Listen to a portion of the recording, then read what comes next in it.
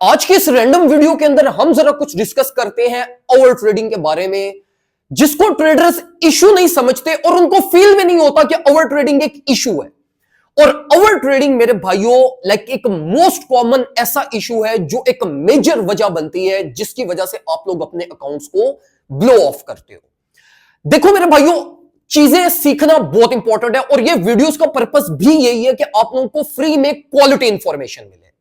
अब देखो मेरे भाइयों, ट्रेडिंग इस चीज का नाम नहीं है कि आपको बाइनेंस यूज करना आ गया या बिटगेट यूज करना आ गया या बाय सेल ऑर्डर लगाना आ गया और आपने अपने बायो में ट्रेडर लिख दिया। देखो, फनकारी इस चीज का नाम है कि आपको यह पता हो कि यार अगर मैं ये काम करूंगा तो मेरा लॉस होगा, अगर मैं ये करूंगा तो मुझे डैमेज हो सकता है। तो देखो, जो एक्चुअल फनकारी है वो ये फनकारी है कि आपको यह पता हो कि मेरे ट्रेडिंग में कौन कौन से ऐसे एक्ट्स हैं जो अगर मैंने किए तो मार्केट मुझे रगड़ा दे सकती है। उन्हीं रगड़ों में से जो एक मोस्ट इंपॉर्टेंट आपको रगड़ा जो मार्केट में लगता है वो लगता है ओवर ट्रेडिंग की वजह से।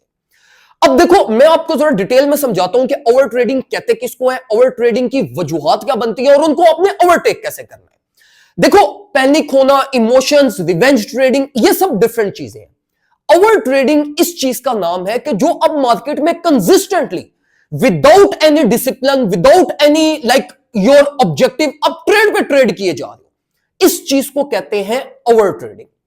अब देखो, सबसे पहली जो सबसे बड़ी रीजन आप लोगों के ओवर ट्रेडिंग करने की होती है वो होती है shorter period of time trade करना। जो आप लोग 1 मिनट, 5 मिनट, 15 मिनट पे चले जाते हैं ना और ट्रेड्स कर रहे होते हो, ये सबसे बड़ी आप लोगों की रीजन होती है जिसकी वजह से आप ओवर ट्रेड करते हो। कैसे? देखो, जब आप शॉर्टर पीरियड ऑफ टाइम जाते हो ना, इसका सबसे बड़ा डैमेज आपकी ट्रेडिंग साइकोलॉजी पे होता है।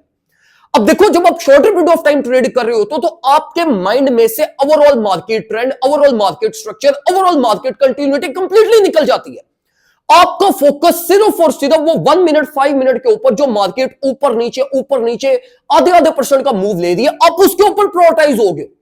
और उस 1 मिनट, 5 मिनट के ऊपर तो मार्केट आधा आधा % तो हर टाइम ही ऊपर नीचे होती रहती है।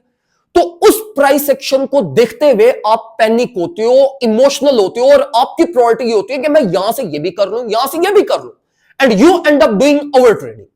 तो देखो, अगर ओवर ट्रेडिंग को आपने कम करना है तो सबसे पहली चीज जिसको आपने ओवरटेक करना है वो आप शॉर्टर पीरियड ऑफ टाइम को अवॉइड करें। मैं ये नहीं कह रहा कि आप ट्रेड ना करो, लेकिन अवॉइड करें। कोशिश करें कि आप ज्यादा टाइम 1-5 मिनट के ऊपर स्पेंड मत करें। आपका ज्यादा टाइम होना चाहिए 4 आवर के ऊपर या आवरली टाइम के फ्रेम के ऊपर।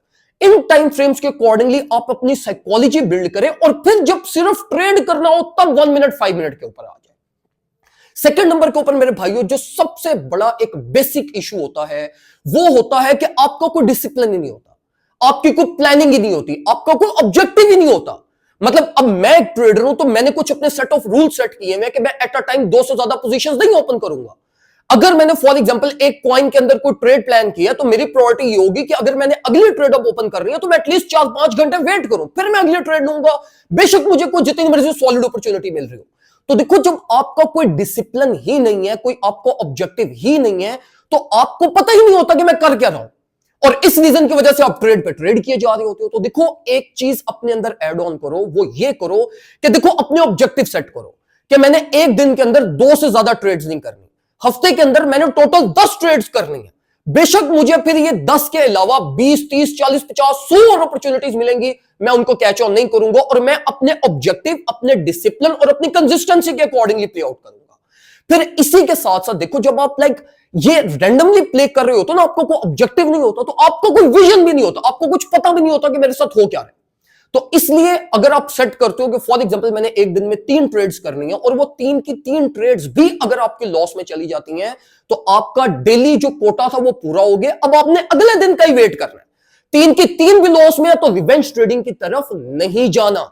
ये जो आप लोग रिवेंज ट्रेडिंग करते हैं उसकी भी अल्टीमेट रूट कॉज यही होती है कि आपकी कोई कंसिस्टेंसी, कोई प्लान, कोई डिसिप्लिन होता ही नहीं है और यू एंड अप प्लेइंग और ultimately you lose your accounts. Third number के ऊपर मेरे भाइयों, देखो, जब आप ट्रेड्स प्लान कर रहे हो ना तो आपकी एक कंप्लीट प्लानिंग होनी चाहिए। प्लानिंग भी कंसिस्टेंसी और आपके डिसिप्लिन फेस के अंदर ही आ जाता है, लेकिन मैं इसको सेपरेटली इसलिए कंसीडर कर रहा हूं कि देखो, planning remains the most important phase of your trading. अब देखो, जब आप एक अपने ट्रेड को प्लान करते हो ना कंप्लीटली, फिर वो ट्रेड जब आपकी रन हो रही होती है तो आपको ऑलरेडी एक प्लान होता है।